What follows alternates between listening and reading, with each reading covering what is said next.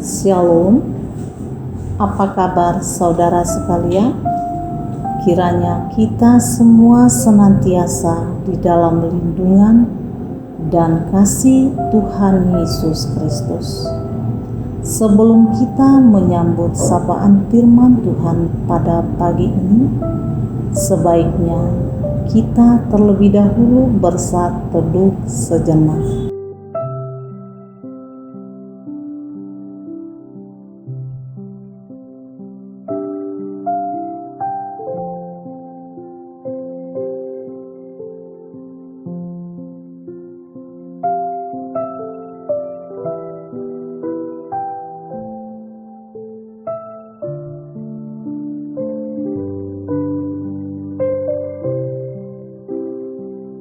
Amin.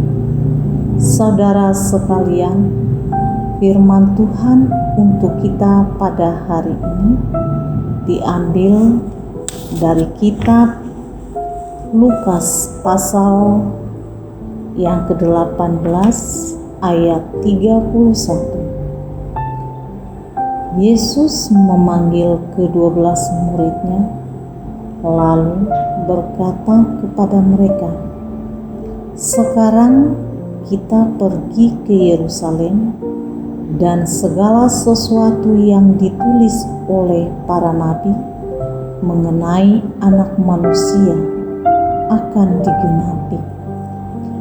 Yesus Anak Allah. Dalam firman ini bahwa Yesus menyebut Anak Manusia. Mengapa Yesus menyebut Anak Manusia? Karena dunia ini belum mengenal Yesus yang sebenarnya, di mana anggapan orang bahwa Yesus adalah anak Maria yang berasal dari Nazaret. Namun yang sebenarnya bahwa Yesus adalah Anak Allah yang menyatakan dirinya dalam bentuk manusia. Banyak orang yang menentang Yesus kalau dia berkata sebagai Anak Allah. Dia dituduh sebagai penghujat, terutama para pemimpin Yahudi, karena apabila dikatakan sebagai Anak Allah, berarti dia adalah Allah dan pantas dijatuhi hukuman mati. Dan inilah salah satu penyebab Yesus disalibkan.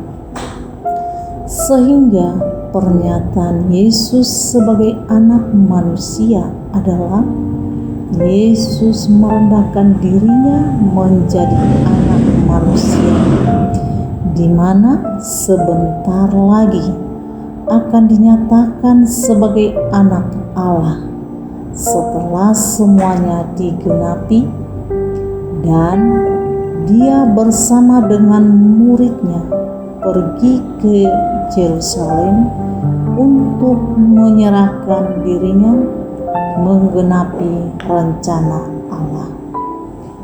Arti perkataan Yesus di sini adalah tersembunyi bagi muridnya, dan mereka tidak tahu apa yang dimaksudkan Yesus, yaitu bahwa dia akan mengalami penderitaan dan kematian.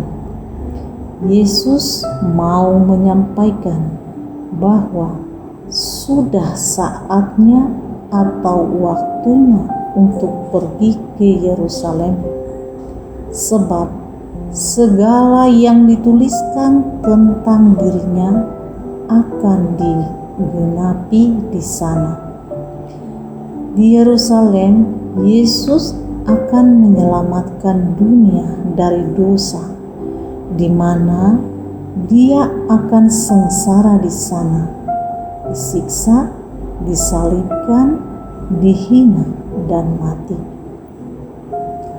Pelakunya adalah mereka yang tidak mengenal Allah kita sebagai umat percaya saat ini mungkin sudah bisa menangkap pernyataan Yesus, yaitu tentang penyalibannya. Namun, bagi mereka yang tidak mengerti, tidak akan mengetahui rencana Allah, dan inilah yang disebut hikmat Allah bagi orang percaya, di mana cara dan waktunya sejalan dengan kehendak Allah. Terkadang dalam kehidupan ini kita sering tidak mengerti tentang rencana Allah terhadap kita. Kita tidak tahu waktu yang tepat bagi Allah untuk menyatakan dan memberi berkat-Nya. Dalam menanti berkat-Nya, kita menanti dan sering bingung dan gelisah. Bahkan banyak orang yang marah, putus asa karena merasa Allah tidak peduli.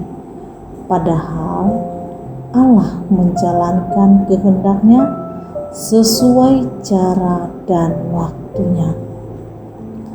Sesungguhnya semua akan indah pada waktunya. Hanya satu yang kita butuhkan, yaitu terus berharap dan beriman kepadanya dalam kehidupan kita. Hendaklah kita senantiasa memohon pertolongan Tuhan agar dapat terus yakin dan percaya dalam menanti janjinya digenapi. Marilah kita memandang Yesus, sebab Dia telah melalui perjalanan yang sama dan mengakhirinya dengan penuh kemenangan. Dia menyediakan kekuatan yang dibutuhkan bagi tiap orang yang mau datang kepadanya dan mengikut Dia. Hanya Yesus sebagai anak manusia membuat kita mengerti bahwa Allah peduli dan memahami apa yang kita pergumulkan dalam hidup kita.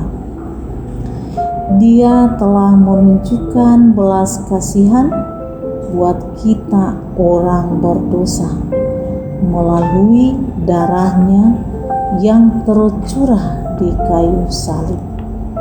Dia telah mengorbankan nyawanya demi keselamatan dunia ini.